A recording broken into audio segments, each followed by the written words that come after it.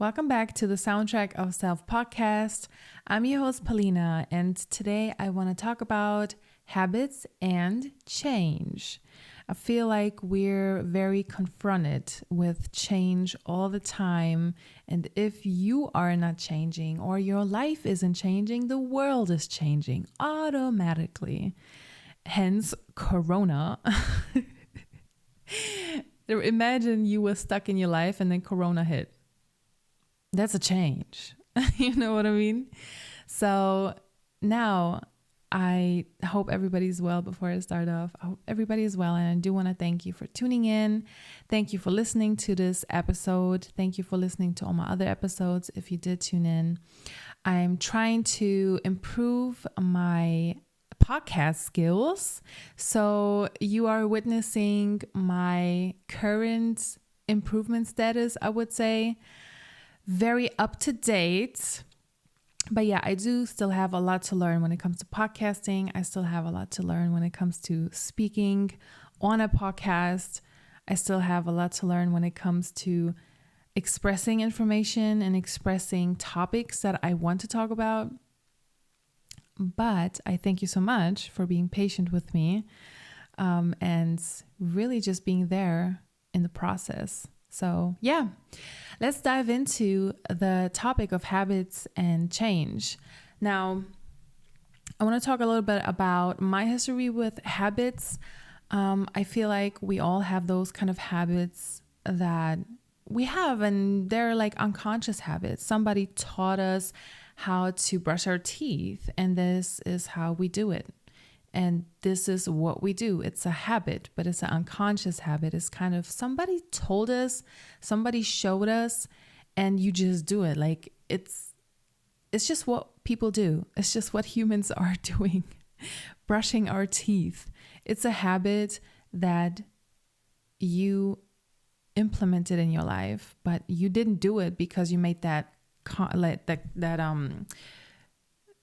decision, that conscious decision, what I meant to say. You didn't make that conscious decision to be like, one day, now I want to brush my teeth and implement the habit of brushing my teeth every day. You just did it because your parents told you so, probably. You did it because maybe your friends told you so because your breath stank.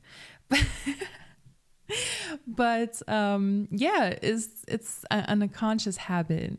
Now, when it comes to conscious habits, I first encountered conscious habits when I was around 19 or 20 years old. And so I can even recall what my very first conscious habit was. The very first habit that I implemented consciously was positive affirmations. I went through a very bad breakup, and I went through a lot of anxiety, and it was very bad. I was depressed. And in this time, I watched a TV show, and there was this woman in the TV show. She was super successful. She was super good looking. She had a successful career, a huge house. She had a lot of money, but it never seemed quite to work out with her men. And so in order to deal with everything, she had little Post-its with positive affirmation all over her house, sticking to everything, like to her closet, to her mirrors. And so I kind of implemented that in my life. I was like, oh, I want to do that. I want to do that. And every morning when I get up, I want to read one of those positive affirmations. Now, I was still living with my parents at that time, so I didn't really have a big house where I could put all the Post-its on everywhere, all across the house. But I did get me like a huge wallpaper that was above my bed, where I put those small Post-its with those affirmations on the wallpaper. And every morning when I used to get up, or when I woke up, the first thing was just reach my hand, grab a little Post-it, and then read the positive affirmation, the positive quote, and whatever. So I read it, and in that moment, in that day, of course, it didn't quite necessarily help me. It didn't change drastically. It didn't change overnight by doing it, but we're going to get to that a little bit later. That already goes into change. But it was a very different feeling waking up. I remember it very clearly. Waking up and then reading a positive quote, reading "you're capable of anything." Waking up and the first thing you read is the first thing you see, the first thing you read before you even reach your phone is "you are worthy of everything you desire," or "you are beautiful, you are smart, you are loving," you know? So I started implementing that habit. That was my very first conscious habit that I can recall. And so it kind of went from there. You know, I started Googling, I started YouTubing, I started reading a bunch of stuff, and I heard all these people talk about habits, discipline, habits, and goal achieving goals, you know, and not the type of goals for your life where you're just like, I want to be the most successful person in the world. Of course, I can't flow into it, but goals as far as mental health goals as far as being one with yourself goals with keeping a balance with reality and yourself. Because we all know life is life. Life happens, you know, life is just there. We cannot avoid life, but we can find a balance. We can pick and choose the people we surround ourselves with, because that has a huge impact on our mental stability as well. So with time, I started implementing more and more small habits, you know, such like as a positive quotes, or maybe I started actually doing yoga. I started implementing yoga into my morning routine. I started implementing meditation, but it was not like consistently. It was kind of like I tried it, but it didn't work in that very moment. I tried meditation and I was like, that shit don't work. So I didn't really continue doing it. I did it maybe 2 or 3 times and I was like, it does not work. What's the point of me doing it? With the positive quotes, what happened was it just made me feel good. Meditation didn't really help me in that very moment. And so, yeah, I was like 20 years old. I didn't have the knowledge I have today. And so today I know the small habits that you do today, they have a huge impact on your life in the long run. And I tell that to some of my friends too. Sometimes we talk and then they're like, yeah, you know, I did that, but it doesn't help me. I had a friend the other day. She was like, I listen to motivational videos, but they're not helping me feel better. They're not helping me get up and do something. They're not helping me to do nothing. So why am I even listening to them? You know, they're not getting me anywhere. And in my experience, those little things like watching motivational videos or reading positive affirmations or doing meditation, doing visualization, those little things may not help you in that very moment, but they will help you in the long run. And how? In my opinion, they will help you build a resilience that you did not have. So when I was meditating back then, I was expecting sudden change. I was expecting for me to right away, my anxiety is gone. I expected for me to not think about that thing that I was thinking about. I expected for me to be good and calm and react in a calm way. And foolish of me, I was like, after 1 or 2 meditation sessions, I would be like completely zen. But that's not how things work. This is not how life works. And you can think of it that way. You go to the gym and you're building muscles, and just because one day you're building and one day you're pulling the weights and you're doing the work, it doesn't make you a bodybuilder overnight. You know, that's not how it goes. It's not how it works. And it's still, it's sometimes even hard for myself to just like, okay, it takes time. I have to remind myself of that, because sometimes I do things and I'm just like, they're not even helping, and but they are. They're going to. They're going to. And my best example is that recently I went, in my last episode, I said that I was going through a very tough period. And so I was still doing the things that I didn't want to do, such as meditating, visualization, and yoga, or even workouts. I was still going on walks, and I still did everything to, support my mental health, I would say. But I did expect to get better. I want to change right away. I was like, I really want this feeling to not be there anymore. I don't want to feel like that. But it's like, no matter what I do, I meditate, I visualize, I do yoga, I go outside. I even meet with my friends sometimes, with friends that I know cheer me up, with friends that do me good, that feed my soul, and nothing really is helping. It may help in that very moment, maybe a little tiny bit, but that's all. But I want big change. But big change, and I have to remind myself that doesn't happen overnight. It happens with time. And today, and that is the example I wanted to give, today I am doing well, and I'm energized, and I'm feeling great. And I believe the reason I'm feeling so good today is because I implemented all those habits that didn't lead to immediate change, but they made me get to where I am today. Does that make sense? So every single little thing I was doing while I was feeling down, it still helped me. It may have not helped me in that very moment, and I still felt like shit, and I still felt under the weather, or I still felt sad or whatnot. But it helped me to be where I am today, in a very good, peaceful mental state.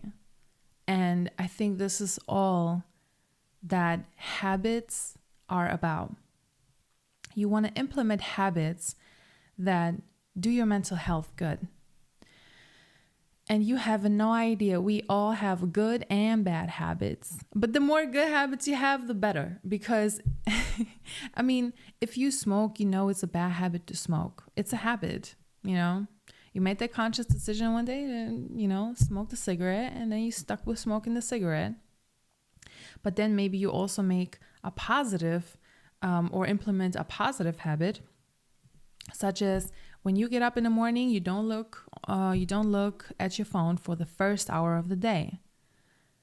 So I would say we all just have good and bad habits. But I do believe the more positive, the more good habits, and the habits, this is up to you. What you view as good habits for yourself is something that you determine for yourself, because you're an individual, and visualization or doing yoga may not be something that helps you, supports you, but maybe there are other positive things that do. Best example would be people that pray to God and they pray their prayers every day. It is a positive habit that they do, and it helps them. And this is something that wouldn't help me necessarily, because I just decided not to necessarily believe in God, not as people portray it to be. That's a whole nother topic, but this is something that wouldn't necessarily help me, So I feel like every person determines what is a good habit for themselves, and you can fill it with time, but you do know the basics of the difference between a good and a bad habit. Just have to figure out which good habits are the ones that serve you and which are the good habits that you just think are not so effective for you, But the difference between good and bad habits, I think, are very clear to us. like smoking may be a bad habit because it affects your health. It affects your health negatively, but maybe, I don't know. Maybe meditation affects your health as well, but in a positive way. I hope it makes sense what I'm saying. But yeah, so implementing small, teeny tiny habits can also already be a game changer. I am constantly trying to improve my morning routine. Not improve, I'm saying optimize. Because I do believe that with optimizing things, I can still constantly find something that could fit me better and could support me in a better way. So yeah, just small habits make the change, and they don't make the change right away, and don't expect immediate results. Be patient with yourself. I'm not a researcher, I'm not a psychologist, so I can't really tell how long it would take for a habit to show its effects. But from my experience, I would say like around about 1 or 2 months, you can already see some effects of whatever habit you implemented in your life. So yeah, I would say that. You can kind of compare it with a gym. If you go to the gym a few days, you won't see any effects just yet, but you may see effects after 1, 2, 3 months, if you're consistent with it, if you stick with it. And like I said, even the small habits make the change. You waking up and not looking at your phone, that makes a change. You go into the bathroom and not taking your phone with you to scroll through TikTok while you're taking a poop, but instead reading a book, maybe. Interestingly enough, I have a book in my bathroom, and it's like some life quotes by Osho. And a lot of the times when I don't take my phone with me purposefully, I do read the book. So that's already a positive change for me. I do feel like reading a book is probably more effective and supportive of me and my vision than scrolling through TikTok, even if I'm just in the bathroom pooping.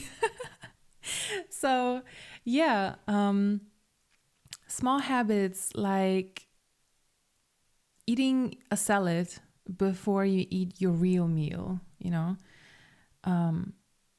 there is this interesting thing.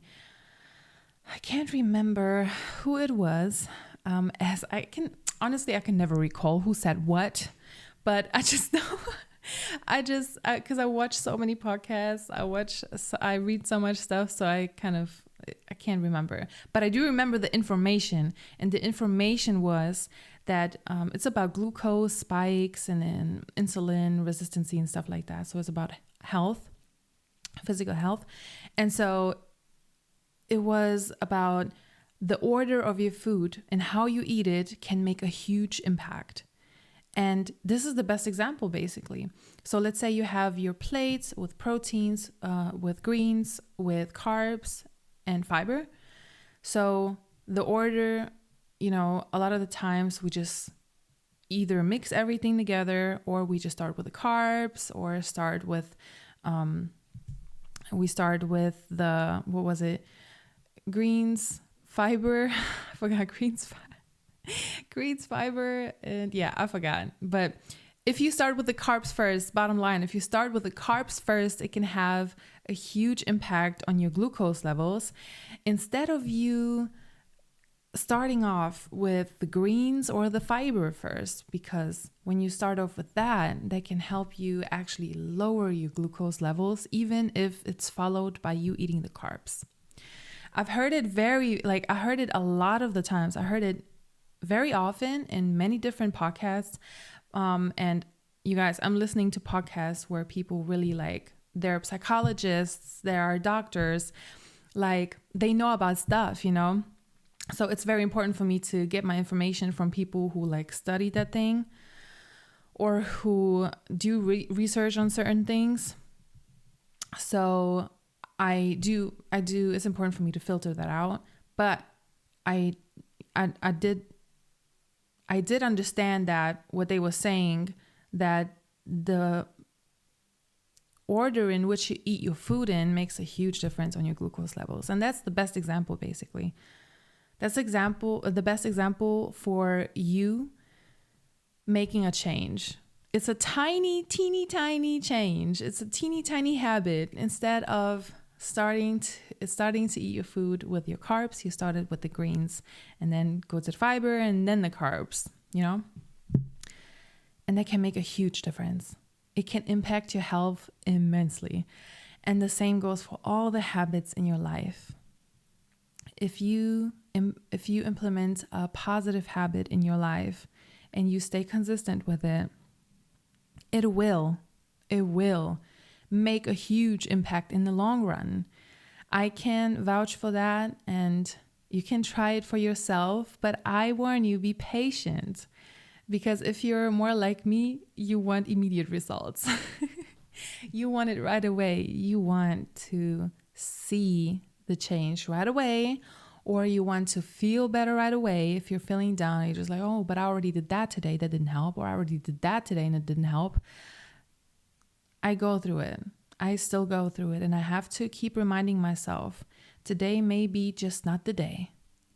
And 2 months from now, even if I have a sad day today and I still stuck to my good habits and they still have an effect on me, a positive effect, it will show a month, 2 months from now, maybe even next week, maybe in a few days, maybe even tomorrow. Maybe tomorrow will be the day when I feel better. Overall, what I do think, positive habits, good habits that are good for you, that are supportive of you and your visions, if you stick with them, and even if they're small, they make a huge difference. Maybe not right away, but if you stick with them, they can help you build resilience over time. And that resilience, that is going to be the key to basically everything, in my opinion. The better your resilience is, the better you can handle life, because honey, life happens. We all know it. We all know it. Life happens. We go through emotions, we go through feelings, but resilience can keep us in a balance. And that doesn't mean you don't feel sad when you're resilient. That doesn't mean you don't feel angry when you're resilient. It just means that if something happens, it will not throw you off of your whole life. It will not completely destroy your life. Let's say the death of a loved one is the most extreme example, but a lot of the time you can see people are so devastated, they get so depressed, and they cannot function for years. And their whole life is just stuck for years. And it's totally understandable, it's a traumatic event. But if you had resiliency, then that would mean that you still feel all of those feelings. You still feel the grief. You still feel the sadness. You're still going through those sad days. You're still going through more positive days. But overall, your life is not on hold like that anymore. Your life is not stopping because of that. It just means you still adore the life that you live, even when something happens around you that may just not be the best thing, or be even a very bad thing.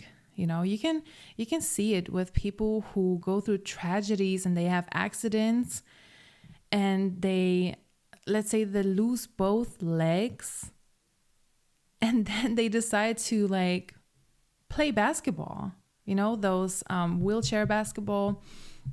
I don't know how it's called, but they have wheelchair basketballers and basketball teams and championships and whatnot. And there are people who they go through such a tragedy. They go through just not having legs suddenly. Overnight, they just don't have legs. And then they have this power within themselves to decide they still want to do the best out of it. And that could ultimately be that thing that leads you to where you want to be in life, and you wouldn't even know it. But yeah, with that being said, I was kind of drifting off a little bit here. But yeah, what I wanted to say is, try small habits, try small habits, try out which habits work for you, optimize your habits, this is what life is about. Try new habits, optimize your habits. And if you have a vision of who you want to be and your vision of your life, then do those habits that can help you and support you to where you want to be, and it will be helpful in the long run. So with that, I wanted to encourage you. Try something small today. Try something small for the rest of the week. Let's say if you love to snooze your alarm, just don't snooze your alarm and get up right away. That's a tiny, tiny change that could do you good. Maybe you wouldn't even know it, but you'll find out. So with that being said, thank you so much for listening, and I'll see you in the next episode. Bye-bye.